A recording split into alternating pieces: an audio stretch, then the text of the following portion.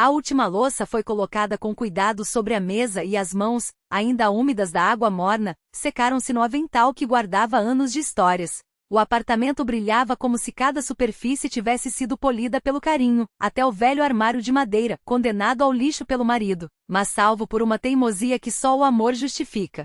No fogão, o frango dourava em fogo baixo, enquanto no forno as broinhas ganhavam cor. O ar dançava com o cheiro fresco do endro e uma ansiedade que não tinha nome, apenas peso. Ela chega às 6, murmurei mais para mim mesma do que para ele, que nem ergueu os olhos da tela do celular, limitando-se a um aceno distraído. Faltavam 15 minutos, e tudo estava pronto. A mesa posta com a precisão de um ritual, os cristais refletindo a luz das velas, o vinho respirando na taça, os guardanapos combinando com a toalha como se fossem escolhidos por mãos de rainha. Tudo exatamente como ela gostava. Não era medo que me calava tanto tempo. Era o desejo de que, ao cruzar aquela porta, ela sentisse o cheiro de lar, o abraço de um lugar que, afinal, só existia porque um dia suas mãos tinham se aberto para me dar asas. Lembro como se fosse ontem, recém-casada com sonhos maiores que o salário, ela rasgou a própria aposentadoria, vendeu a casa de campo que amava e até enfrentou burocracias judiciárias para juntar cada moeda que nos permitisse ter essas 4 paredes.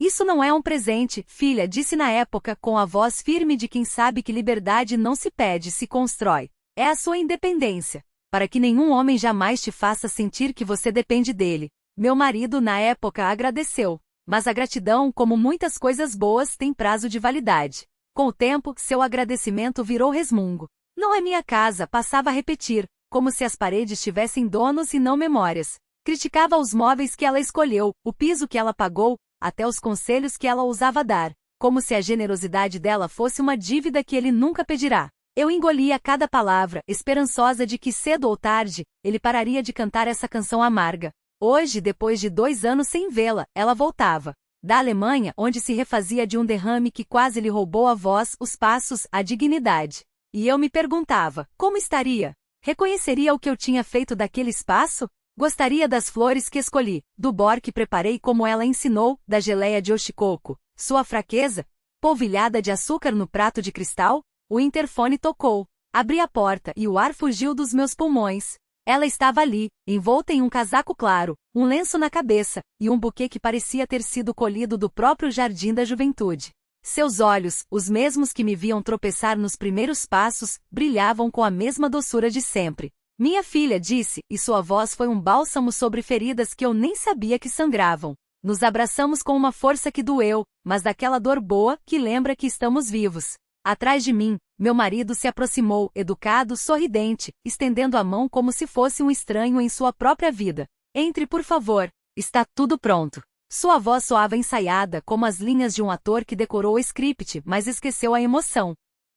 A mesa gemia sob o peso daquilo que eu havia preparado com as mãos trêmulas, a salada de folhas cortadas no formato que ela preferia, o bor espesso de carne bovina, o pão caseiro ainda quente, a compota morna e, é claro, a oshikoku em açúcar, porque uma refeição sem isso não é uma refeição de verdade, como ela sempre dizia. Sentamos na sala e à luz trêmula das velas, as sombras dançavam enquanto ríamos de lembranças que o tempo não havia conseguido apagar. Minhas fugas das aulas de educação física, a vez em que cheguei em casa com um 2 vermelho estampado no caderno e inventei que era um experimento social. Ele servia o vinho, mantinha a conversa, até contava anedotas que a faziam rir até as lágrimas escorrerem. Quase parecia real, quase. Mas eu conhecia aquele sorriso, o mesmo que ele usava nas reuniões de trabalho, quando precisava convencer alguém de algo que não acreditava. Havia uma tensão nos cantos da boca, um tom forçado na voz, como se cada palavra fosse um peso que ele carregava só para não deixar cair a fachada.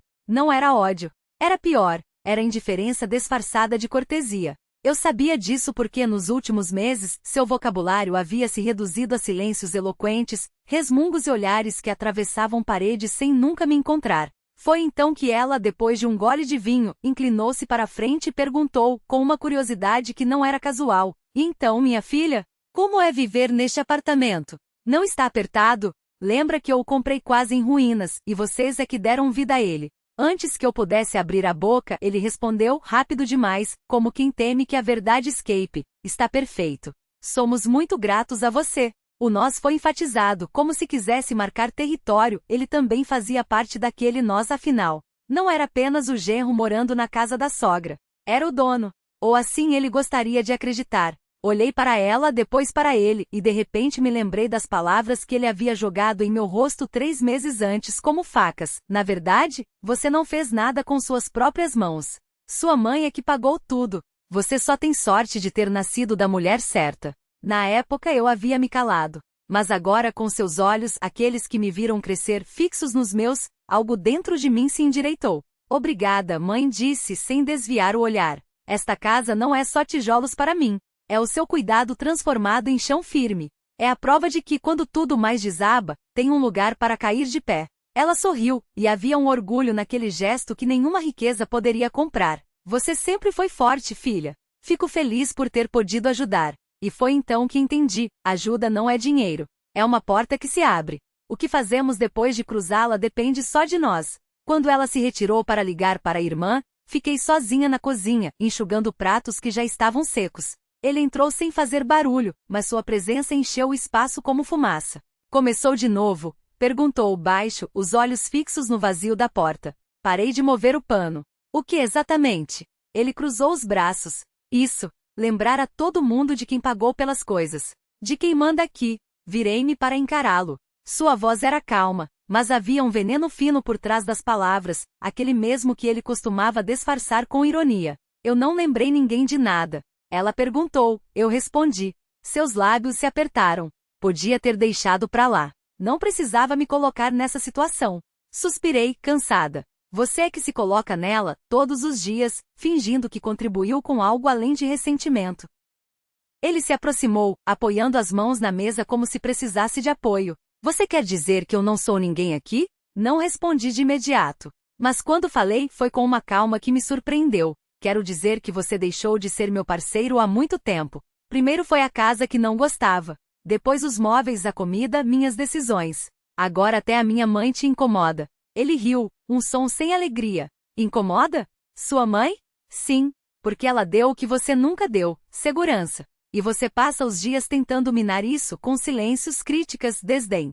Seus olhos brilharam por um segundo. Era vergonha, era raiva, era o reconhecimento de uma verdade que doía. Talvez você tenha razão, admitiu, e sua voz soou estranha, como se as palavras custassem sangue. Não é a casa que me sufoca. É a sensação de viver em um lugar que nunca foi meu, com uma pessoa que não conheço mais. Assenti. Então talvez não devêssemos continuar assim. O silêncio que se seguiu foi longo. Ele me olhou como se me visse pela primeira vez, depois desviou o rosto. Tá bom.